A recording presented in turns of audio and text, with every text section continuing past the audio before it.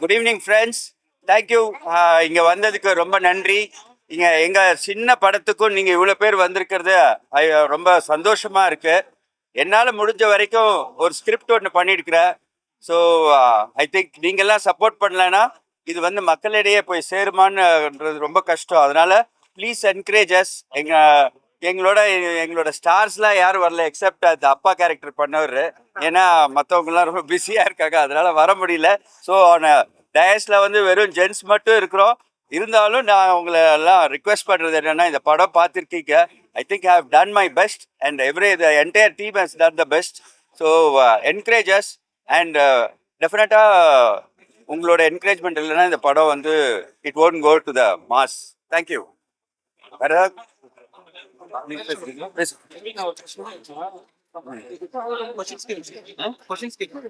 கேட்பாங்களா? You want to ask any questions like?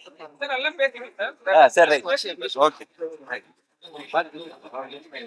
வணக்கம், என்னுடைய பேர் பிர்லா போஸ். வில் டைரக்டர் வந்து சிவராமன் சார். ஆக்சுவலா வந்து அவர் ஹைகோர்ட் லாயர். படம் பார்த்தீங்கன்னா அக்டோபர் 10 இன்னைக்கு வந்து ரிலீஸ் ஆயிருக்கு. வில் மீன்ஸ் உயில், அது எல்லாருக்கும் தெரியும். இன்னைக்கு வில் டீமே ரொம்ப சந்தோஷப்பட்டிருக்கோம். எனக்கு இரட்டிப்பு சந்தோஷம். ஏன்னா இப்போ வழக்கமான அதிகமா பண்ணது சினிமாவில் வந்து அஃபிஷியல் ரோல்ஸ் தான், போலீஸ் ஆஃபீஸர் ரோல் தான். சிவராமன் சார் வந்து எனக்கு வந்து ஒரு அப்பா கேரக்டர் கொடுத்துருக்காரு. கொடுத்து சினிமாவில் வந்து பிர்லா போஸை இப்படி ஒரு பரிமாணத்திலையும் நான் காட்டுவேன் அப்படின்னு சொல்லி காட்டியிருக்காரு. அதுக்கு என்னுடைய நன்றியை வந்து நான் தெரிவிச்சுக்கிறேன். ரெண்டாவது, நான் கேபி சார் கிட்ட வந்து ஒர்க் பண்ணியிருக்கேன். ஆக்சுவலா ஒரு ஃபர்ஸ்ட் சீன் ஹேண்டில் பண்ணும்போது ஒரு சிபிஐ ஆஃபீஸர் வந்து என்கிட்ட வந்து இன்ட்ரகேஷன் பண்ணுவாரு. அப்பவே நான் தெரிஞ்சுக்கிட்டேன், இவர் வந்து வேற மாதிரியான ஒரு இயக்குனர், இவருடைய தாட்ஸ் திங்கிங் எல்லாம் வேற மாதிரியா இருக்கும் அப்படின்னு சொல்லி. எனக்கு வந்து முழு படத்தோட கதை தெரியாது. என்கிட்ட சொன்னாங்க, இந்த கூஸ்ட் கேமிங் விஷயத்தை பத்தி பண்ண போறோம் அப்படின்னு சொல்லி. அலேக்கா என்னுடைய பொண்ணு கேரக்டர் வந்து இவங்க பண்ணியிருக்காங்க. உண்மையாவே இந்த உலகத்துல, ஏன்னா எனக்கு பொண்ணு கிடையாது, நான் படம் பார்த்து எமோஷன் ஆயிட்டேன். இந்த மாதிரி அழகான தேவதைகள் வந்து சஃபர் ஆயிட்டு இருக்காங்க.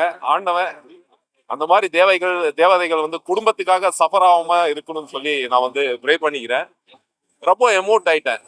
சீன்ஸ் எல்லாம் பாத்தீங்கன்னா உண்மைக்கு ரொம்ப நெருக்கமா இருந்தது. உண்மையாவே அலேகாவோட பர்ஃபார்மன்ஸ் வந்து வேற மாதிரியா இருந்தது. ஆக்சுவலா அவங்களுக்கு டப் பண்ணவங்க வந்து வேற லெவல்ல டப் பண்ணியிருக்காங்க. அந்த டப்பிங் ஆர்டிஸ்ட்க்கு என்னுடைய நன்றியை வந்து இது மூலம் தெரிவிச்சுக்கிறேன். அப்புறம் அந்த கோர்ட் சீன்ஸ் எல்லாம் உண்மையாவே இது என்ன ஹாலிவுட் ஸ்டைல்ல இருந்தது.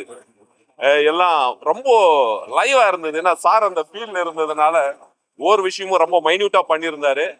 இன்னும் விக்ராந்த் சார் பார்க்கும்போது எனக்கு ரொம்ப பொறாமையா இருக்கும். ஏன்னா அவருடைய அந்த ஃபிட்னஸ், அந்த எனர்ஜி லெவல், நான் கிட்டத்தட்ட அவரை வந்து 25 வருஷமா பாக்குறேன். பாடி லாங்குவேஜ் அப்படியே யூஸ் பண்ணியிருக்காரு. அவருடைய பர்ஃபார்மன்ஸ் எல்லாம் அவ்வளவு நேர்த்தியா இருந்தது.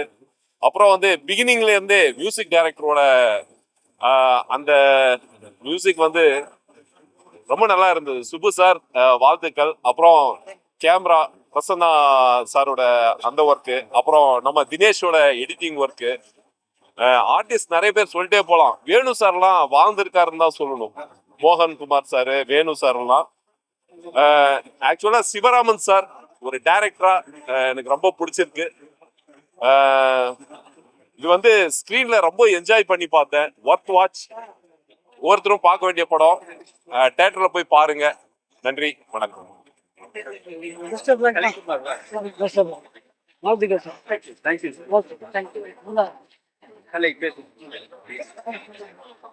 அனைவருக்கும் வணக்கம். பாடலாசிரியர் கலைக்குமார். ஆக்சுவலி இந்த படத்தில் வந்து மூணு சாங் நான் தான் எழுதியிருக்கேன். பாட்டு பார்த்தீங்கன்னா ஒவ்வொரு பாட்டும் ஒவ்வொரு பேட்டர்னில் இருக்கும். நேசிக்குதே அந்த பாட்டு வந்து மெலடி.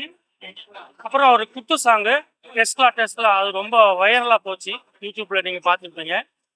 அதுக்கடுத்து ஃபேமிலி சாங் ஒன்று, அள்ள அள்ள தீராத அன்பை தருவோமேன்னு. மியூசிக் வந்து இருக்கிறது வந்து நம்ம சோனியா அகர்வால் மேடத்தோட தம்பி சௌரப் அகர்வால் பண்ணியிருக்காரு. பார்த்தீங்கன்னா மூணு சாங்குமே மூணு பேட்டர்னில் ஒவ்வொரு வெரைட்டியாக ரொம்ப அருமையாக முதல் படத்திலேயே தன்னுடைய முழு திறமையும் காட்டியிருப்பார். ரீ ரெக்கார்டிங்கும் ரொம்ப பிரமாதமாக பண்ணியிருந்தார். ரொம்ப ஒரு நேர்த்தியான ஒரு இசையமைப்பாளராக அடுத்து அவருக்கு மிகப்பெரிய ஒரு ஃப்யூச்சர் இருக்குன்னு கண்டிப்பாக நம்புகிறேன். அடுத்து பார்த்தீங்கன்னா படத்தில் நடிச்சிருக்கிற அத்தனை ஆர்டிஸ்டும் சரி, போஸ் சார்லேருந்து அவர் வாய்ஸ்ராஜன் சார்லேருந்து விக்ராந்த் சார் சொல்ல வேண்டாம், பிரமாதமாக இப்போ சார் சொன்ன மாதிரி ரொம்ப பிரமாதமாக நடிச்சிருக்காரு. அலேக்கா இது முதல் படமாக இருந்தாலுமே ரொம்ப ஒரு எக்ஸ்பீரியன்ஸாக ஆர்டிஸ்ட் மாதிரி பண்ணியிருக்காங்க. நிச்சயமாக அவங்களுக்கு இந்த படத்தில் அவார்டு கிடைக்க வாய்ப்பு இருக்கு. அதே மாதிரி பிரசன்னாவும் சரி, எடிட்டிங் தினேஷும் சரி, எல்லாருமே அவங்களுடைய பங்கை மிக சிறப்பாக பண்ணியிருக்காங்க. இயக்குனர் எஸ் சிவராமன் சார் பற்றி சொல்லணும்னா, எனக்கு அவர் வந்து கிட்டத்தட்ட ஒரு 25 ஆண்டுகால நண்பர். அவருடைய அனைத்து படங்களுக்கும் எல்லா பாட்டும் நான் தான் எழுதியிருக்கேன். எல்லா பாட்டுமே வந்து ஒவ்வொரு சுச்சுவேஷனும் ஒவ்வொரு செலக்ட் பண்ணி பண்ணுவார். அதே மாதிரி அவருக்கு பாட்டு நல்லா அமைஞ்சிருக்கு எல்லா படத்துலையுமே. இந்த படத்துலையும் மிக சிறப்பாக அமைஞ்சிருக்கு. ரொம்ப அருமையாக ஒரு நேர்த்தியாக ஒரு கமர்ஷியல் வித் ஆர்ட் ரெண்டும் கலந்த மாதிரி மிக அருமையாக பண்ணியிருக்காரு. கண்டிப்பாக இந்த படத்துக்கு ஒரு அவார்டு கிடைக்க வாய்ப்பு இருக்குது. நிச்சயமான நேஷனல் அவார்டு கிடைக்கவே வாய்ப்பு இருக்குது. ரொம்ப அருமையாக பண்ணியிருக்காரு படத்தை. அவருக்கு என்னுடைய வாழ்த்துக்களை தெரிவிச்சுக்கிறேன். மற்றும் இந்த அனைத்து குழுவினருக்கும் என்னுடைய வாழ்த்துக்களை தெரிவிச்சுக்கிறேன். நீங்கள் தான் எல்லாரும் ஆதரவு கொடுத்து இந்த படத்தை மிகப்பெரிய வெற்றியாக்கணும். நன்றி, வணக்கம்.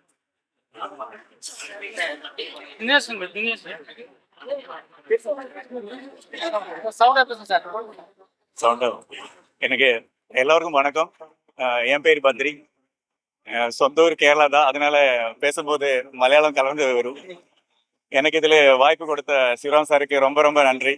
ஏன்னா என்ன மாதிரி சான்ஸ் கேட்டு வரவருக்கு வாய்ப்பு கொடுக்கறது பெரிய விஷயம். ஷூட்டிங் நடக்கும்போது தான் நான் சான்ஸ் கேட்டேன், எனக்கு சான்ஸ் கொடுத்துருக்கு. அதனால சாருக்கும் கடவுளுக்கும் நன்றி சொல்கிறேன். இந்த படம் நல்லபடியாக நல்ல ஒரு இதில் வரணும், அதனால கடவுளுக்கு வேண்டிக்குவேன். நன்றி. Yes. He was assisted to Saurabh, music director. So present media எல்லாருக்கும் ரொம்ப தேங்க்ஸ் இன்னைக்கு வந்து படம் பார்த்ததுக்கு. இந்த படத்துக்கு மியூசிக் டைரக்டர் வந்து சௌரப் அகர்வால். அவரோட ஸ்டூடியோ மீட் பண்ணி நானும் அசிஸ்ட் பண்ண ட்ரை பண்ணேன் இந்த மூவி ஸ்டார்ட் பண்ணும்போது. ஸோ மெயினாக வந்து பார்த்தீங்கன்னா எனக்கு இந்த ப்ராஜெக்ட் வழியாக சாரோட ஒர்க் பண்ணுற சான்ஸ் கிடைச்சிது. அதான் துபாயில் இருக்காரு அவர், ஹெல்டப் அட் துபாய். அதனால தான் என்னை வந்து பார்க்க சொன்னார். ஸோ நான் பார்த்துட்டு இருந்தேன். நீங்கள் பார்த்துட்டு மியூசிக்லாம் எப்படி இருக்குன்னு உங்கள் கமெண்ட்ஸ் எல்லாத்தையும் ஷேர் பண்ணுங்கள். ஸோ டேரக்டர் கூடயும் சார் கூடயும் ஒர்க் பண்ணது, ஆல் த டெக்னீஷியன்ஸ் ஒர்க் பண்ணது ரொம்ப சந்தோஷமாக இருக்குது. So thank you all. Thank you so much. ஏதாவது உங்களுக்கு ஏதாவது if you want to ask ஏதாவது கேள்வி கேட்கணும். பெரிய மனுஷனோட ரியல் ஹிஸ்டரியா சார்? புரியல கார்த்தி.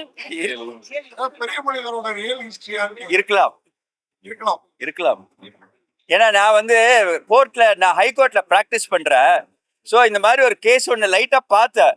ஸோ அதனால அந்த ஒரு தாட் இருக்கு. பட் யாருன்னு சொல்ல முடியும். அந்த பெரிய நபர் அவருக்கு தெரிந்த நபர்.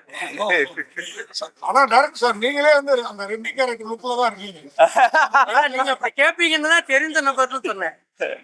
இல்லை, நான் அந்த கேரக்டர் பண்ணியிருந்தா நல்லா இருக்குமான்னு தெரியல. பட் அதுதான் நம்மளோட தாட். லாஜிக் மிஸ்டேக் எந்த கோர்ட்ல எப்பயோ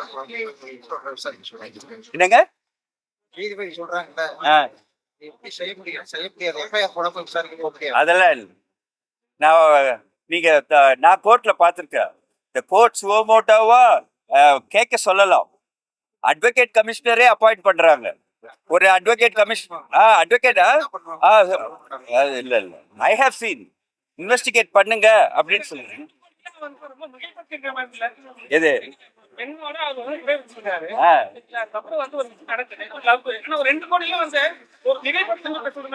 இல்ல, அது எதனாலன்னா அவருக்கு அந்த வீடு விற்க கூடாதுன்னு நினைச்சிருக்காரு. அது வீடை விற்க கூடாது. இந்த எல்லாரும் சேர்ந்து இல்ல ஏங்க, அதுதான் சீன்ஸா இருக்கு. இல்ல எல்லாரும் சேர்ந்து அந்த வீடை வித்துருவாங்க. அவர் சின்ன வயசுல இருந்தே இங்க இருந்து படிச்ச வீடு, அவருக்கு பிடிச்ச வீடு, அவங்க அப்பா வீடு, யாருக்கும் விற்க வேணாம்னு சொல்ல. இன்ஃபேக்ட் அந்த சீன் இருந்தது, அப்பா விற்க வேணாம்னு சொன்ன சீன் இருந்தது.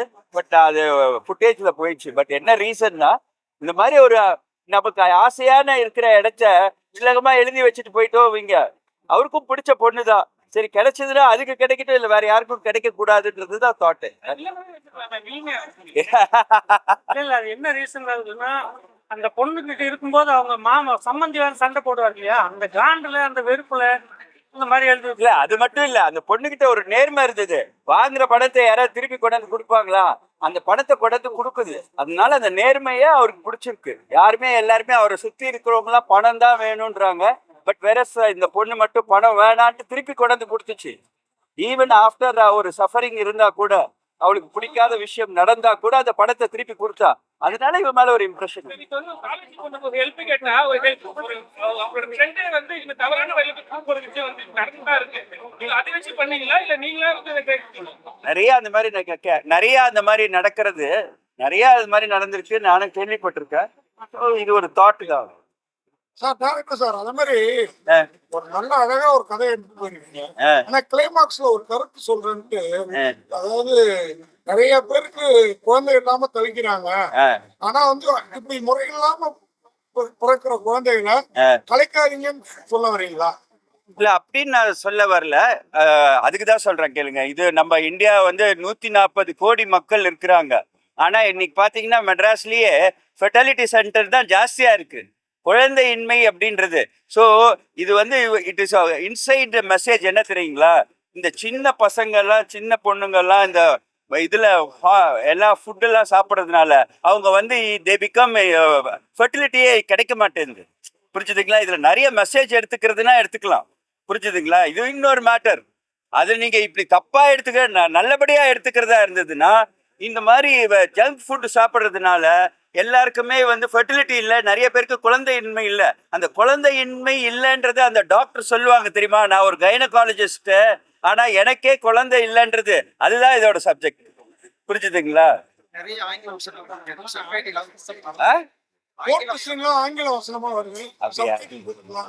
இப்ப எல்லாருக்குமே ஆங்கிலம் தெரியுது சார். சார் அதெல்லாம் பழைய காலம் சார். இப்ப சாதாரணமா இங்க எல்லாமே ஜிபேட் பண்ணி எல்லாம் பாத்துருவாங்க. நீங்க அங்க வார்த்தை வர வர கூட மால் தியேட்டர்ல மட்டும்தான் சிவில் ஸ்கிரீன்ல நடக்குது.